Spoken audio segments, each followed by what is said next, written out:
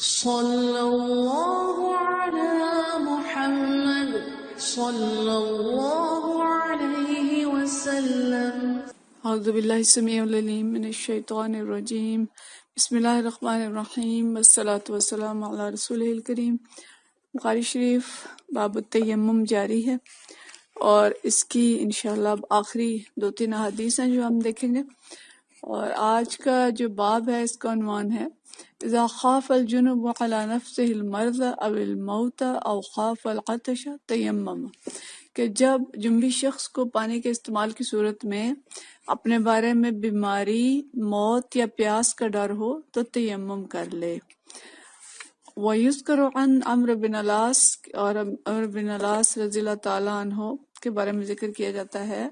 اجنب فی لیلۃ باردۃ، کہ ایک سخت سرد رات میں ان کو جنابت لاحق ہو گئی۔ تیمم و تلا، تو انہوں نے تیمم کی اور یہ آیت تلاوت کی، وَلَا تَقْتُلُوا أَنفُسَكُمْ إِنَّ اللَّهَ كَانَ بِكُمْ رَحِيمًا، یہ سورہ نساء کی آیت نمبر 29 ہے، کہ اپنے آپ کو قتل نہ کرو اور اپنے آپ کو قتل نہ کرو، بے شک اللہ تعالیٰ تمہارے ساتھ بہت مہربان ہے۔ فَذُكِرَ لِلنَّبِيِّ صلی اللہ علیہ وسلم فَلَمْ يُعَنِّفْ، تو جب اس عمل کا ذکر نبی کریم صلی اللہ علیہ وسلم سے کیا گیا تو آپ صلی اللہ علیہ وسلم نے ان کو سرزنش نہیں کی۔ یعنی باب یہ ہے کہ ایک شخص کو جنابت لاحق ہو گئی ہے، پانی میسر نہیں ہے، یا پانی اگر ہے تو اتنا ٹھنڈا ہے، بلکہ اس میں تو ذکر یہی ہے کہ پانی ٹھنڈا ہے، اور اس ٹھنڈے پانی سے اگر وہ غسل کرے گا تو اس کے نتیجے میں یا بیمار ہو جائے گا یا موت آ جائے گی، یا اس بات کا بھی خطرہ ہے کہ بھئی پیاس تو لگے گی، سفر لمبا ہے اور مزید پانی نہیں ہے، اگر اس پانی سے غسل کر لیا تو پینے کو پانی باقی نہیں بچے گا، تو اس صورت میں وہ تیمم کر سکتا ہے۔ اچھا، آگے ہم دیکھیں گے کہ یہ جو موضوع ہے جنابت میں غسل کی جگہ تیمم کرنا، اس پہ صحابہ کی بہت ساری بحث آتی ہے کہ بھئی یہ درست ہے کہ نہیں ہے، یہ تفصیلات اگلی جو احادیث ہیں ان کے اندر آئے گی، لیکن یہاں پہ یہ جو حدیث ہے اس کا بھی جو عنوان انہوں نے لگایا حضرت عمر بن العاص کے حوالے سے، حضرت عمر بن العاص جو ہے یہ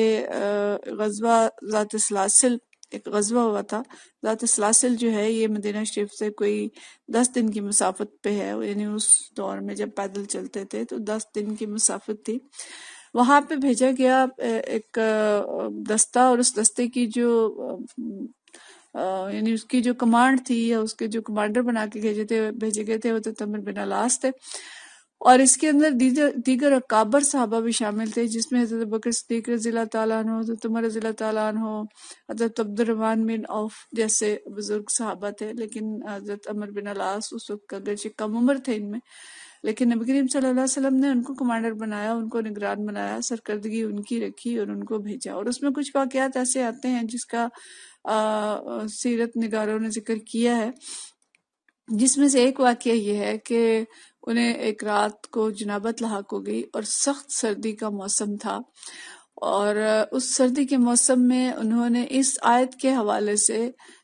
غسل نہیں کیا۔ آیت ہم نے پڑھی ہے کہ اپنے آپ کو قتل مت کیا کرو، اللہ تعالیٰ تم پہ بہت مہربان ہے،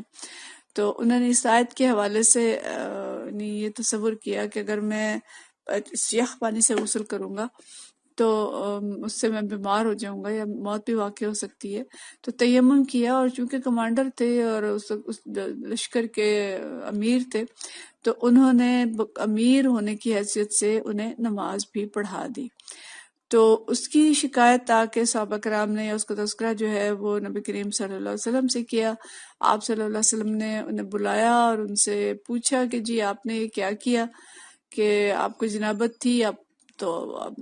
نماز نہ پڑھاتے، کوئی اور پڑھا لیتا، لوگوں نے یہ شکایت کی تھی کہ کوئی اور پڑھا لیتا، تو انہوں نے کہا جی امیر میں تھا، آپ نے مجھے امیر بنا کے بھیجا تھا،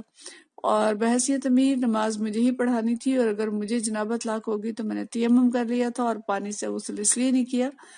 کہ سخت سردی تھی۔ اور اس میں تفصیلات میں یہ آتا ہے کہ آگ نہیں جلانے دی تھی انہوں نے صحابہ کرام کو، خود بھی آگ نہیں جلائی تھی اور کسی صحابی کو بھی آگ جلانے کی اجازت نہیں دی تھی، کیونکہ دشمن قریب ہی تھا، اور اگر وہ آگ جلاتے تو دشمن کو اندازہ ہو جاتا کہ ان کا ٹھکانہ کدھر ہے، اور اس زمانے میں رات کی آگ جلانے سے دشمن یہ بھی اندازہ کر لیتے تھے کہ لشکر کی تعداد کتنی ہے۔ تو اس حکمت کے تحت، کیونکہ یہ بعد میں بھی بہت بڑے کمانڈر بنے تھے اور انہوں نے بہت سارے علاقے فتح کیے تھے، ان کے اندر یہ کمانڈنگ کی جو صلاحیت تھی کہ بہت سی چیزوں کو اندازہ کر لیتے تھے اور اس کے مطابق فیصلے کرتے تھے، تو لہٰذا انہوں نے پورے لشکر کو بھی آگ جلانے کی اجازت نہیں دی اور خود بھی آگ نہیں جلائی اور نہ پانی گرم کیا اور نہ پانی استعمال کیا، کہ جنگ جو تھی اس کے اندر انہوں نے فتح حاصل کرنی تھی اور جو جنگی تدبیر تھی اس کے تحت انہوں نے ایسا نہیں کرنے دیا۔ تو اس طرح سے انہوں نے سخت سرد رات میں تیمم کر کے نماز پڑھ لی اور باقیوں کو بھی پڑھا دی، لیکن پانی گرم نہیں کیا۔ تو اس کو امام بخاری نے اس واقعے کو بنیاد بنایا ہے، اور اس کے بعد جو حدیث لائے ہیں، یہ حدیث حضرت سلیمان سے ہے، جو ابی وائل سے بیان کرتے ہیں۔ عن سلیمان عن ابی وائل قال قال ابو موسیٰ عبداللہ بن مسعود، کہ ابو موسیٰ نے حضرت عبداللہ بن مسعود سے فرمایا، اذا لم یجد الماء لا یصلی، کہ اگر پانی کوئی شخص نہ پائے تو کیا وہ نماز نہیں پڑھے گا؟ قال ابو عبداللہ، تو ابو عبداللہ یعنی حضرت عبداللہ بن مسعود ہیں، قال عبداللہ لو رخصت لهم فی هذا، اگر میں لوگوں کو اس چیز کی اجازت دے دوں تو پھر کیا ہوگا؟ کان اذا وجد احدهم البرد، کہ جب بھی ان میں سے کسی شخص کو سردی محسوس ہوگی، قال هكذا یعنی تیمم وصلی، تو کیا ہوگا کہ وہ شخص تیمم کرے گا اور نماز پڑھ لے گا۔ یعنی لوگ اس چیز کی عادت بنا لیں گے کہ بھئی ذرا بھی سردی ہوگی تو وہ غسل نہیں کریں گے، تیمم کریں گے اور نماز پڑھ لیں گے۔ یعنی ان کی بحث ہو رہی ہے، آگے بھی ہم اسی حدیث کو مختلف انداز میں 2-3 دفعہ پڑھیں گے، اور شاید پیچھے بھی ہم ایک دفعہ اس کا حوالہ پڑھ چکے ہیں کہ دونوں صحابہ جو ہیں وہ اس پہ ڈسکشن کر رہے ہیں، دونوں کا اس پہ اتفاق نہیں ہو رہا، اور ایک دوسرے سے وہ یہ کہہ رہے ہیں کہ بھئی سردی ہو اور پانی نہ ہو، یا پانی ہو اور ٹھنڈا ہو، تو کوئی شخص غسل نہیں کرے گا بلکہ تیمم کرنے کی اس کو اجازت ہوگی۔ لیکن حضرت عبداللہ بن مسعود یہ فرما رہے ہیں کہ نہیں، میں اس کی اجازت نہیں دوں گا، کہ اگر میں لوگوں کو اجازت دے دوں تو کیا ہوگا کہ وہ بس جب بھی سردی ہوگی تیمم کریں گے اور نماز پڑھ لیں گے۔ تو میں نے کہا فَأَيْنَ قَوْلُ عمار عمر، تو کہنے لگے کہ حضرت عمار کی جو بات تھی، حضرت عمار نے جو بات حضرت عمر رضی اللہ تعالیٰ عنہ سے کی تھی، اس کے بارے میں آپ کا کیا خیال ہے؟ یہ حدیث ہم پیچھے پڑھ چکے ہیں کہ جب حضرت عمار اور حضرت عمر رضی اللہ تعالیٰ عنہ دونوں کسی سفر پہ تھے اور انہیں جنابت لاحق ہو گئی تھی، تو حضرت عمار جو ہے وہ مٹی میں لوٹ پوٹ ہو گئے، انہیں اس وقت تک یہ پتہ نہیں تھا کہ غسل کا مقام تیمم ہے، وہ بھی ویسے ہی کیا جاتا ہے جیسے کہ وضو کا تیمم ہوتا ہے، وضو کے لیے تیمم کیا جاتا ہے۔ تو واپس آ کے جب انہوں نے نبی کریم صلی اللہ علیہ وسلم کو یہ بتایا تھا تو اس وقت آپ نے فرمایا تھا کہ نہیں، آپ کو لوٹ پوٹ ہونے کی ضرورت نہیں تھی، آپ اسی طرح سے ایک دفعہ ہاتھ مارتے مٹی پہ اور اسے اپنے بازو اور چہروں پہ مل لیتے تو آپ کا تیمم ہو جاتا۔ تو اس بات کا علم نہیں تھا، تو اسی کا ذکر حضرت ابو موسیٰ اشعری کر رہے ہیں اور کہہ رہے ہیں کہ حضرت عمار کے اس قول کے بارے میں کیا خیال ہے جو انہوں نے حضرت عمر رضی اللہ تعالیٰ عنہ سے کہا تھا کہ بھئی میں تو تیمم کر کے نماز پڑھ لیتا ہوں۔ تو انہوں نے جواب دیا کہ انی لم ارى عمر قنع بقول عمار، وہ کہتے ہیں کہ میرا خیال ہے، میں نہیں سمجھتا کہ حضرت عمر جو ہیں حضرت عمار رضی اللہ تعالیٰ عنہ کی بات سے مطمئن ہوئے تھے۔ تو اب یہ ڈسکشن یہ ہو رہی ہے کہ بھئی حضرت عمار نے تو تیمم کر لیا تھا اور نبی کریم صلی اللہ علیہ وسلم نے اس کی اجازت دی تھی، تو آپ کہہ رہے ہیں کہ نہیں، میں لوگوں کو اس کی اجازت نہیں دوں گا۔ تو اس کے جواب میں وہ یہ کہہ رہے ہیں کہ میں سمجھتا ہوں کہ حضرت عمر رضی اللہ تعالیٰ عنہ اس کے قائل نہیں ہوئے تھے۔ تو اب دیکھیں کہ دونوں صحابہ ہیں اور دونوں ایک بات پہ اختلاف کر رہے ہیں، اختلاف کی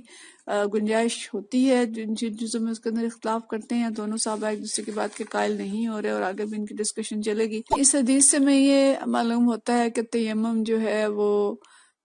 ویسے وضو ٹوٹ جائے، ناپاکی ہو جائے، اس کے لیے بھی ہے اور جنابت کے لیے بھی ہے۔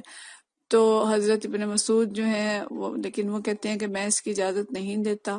اور اگلی حدیث میں آئے گا کہ ان کے سامنے آیت بھی پیش کی گئی تو پھر انہوں نے اس کا جواب، اس پہ وہ خاموش ہو گئے تھے۔ اور اس پہ بعض علماء نے یہ نقل کیا ہے کہ حضرت عبداللہ بن مسعود جو ہیں بعد میں انہوں نے اپنے موقف سے رجوع کر لیا تھا اور جنوبی شخص کے لیے بھی تیمم کی اجازت دے دی تھی۔ مقصد یہ ہے، اس سے میں بات سمجھ آ رہی ہے کہ جنابت میں اجازت ہے اگر پانی نہ ملے یا پانی اتنا ٹھنڈا ہے کہ اس سے موت واقع ہونے یا شدید بیمار ہونے کا ڈر ہے، یا کوئی شخص ویسے ہی مریض ہے